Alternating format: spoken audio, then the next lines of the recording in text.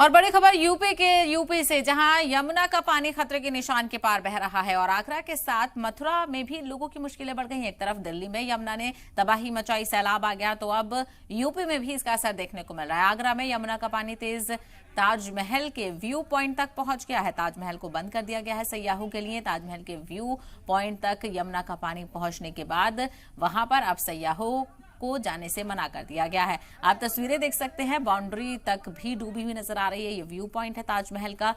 खूबसूरती की अलामत माने जाने वाला ताजमहल भी अब कहीं ना कहीं यमुना के पानी की चपेट में आ चुका है। हालांकि पहले भी कहा जाता था कि बहुत किनारे तक यमुना बहती थी। एक बार फिर से वही नजारा देखने को मिल रहा है और हालांकि पानी भरने के पेश नजर सयाहों को फिलहाल जाने से रोक दिया गया है और जो सिक्योरिटी एहलकार के टेंट वगैरह लगे हुए थे उनको भी हटाया गया है। तो दूसरी तरफ मथुरा में भी वाटर लेवल लगातार बढ़ रहा है। कई रिहायशी इलाकों में पानी घुस चुका है।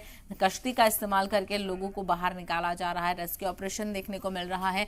तो वहीं लोगों को शदीद परेशानियों का सामना भी करना पड़ रहा है।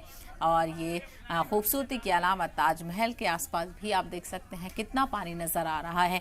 यमुना का जो जलस्तर है वो इतना ज्यादा बढ़ गया है कि जो व्यू पॉइंट है ताजमहल का, जहां पर खड़े होकर लोग सेल्फियां लेते हैं, फोटो खिंचाते हैं, वहां तक पानी पहुंच गया है।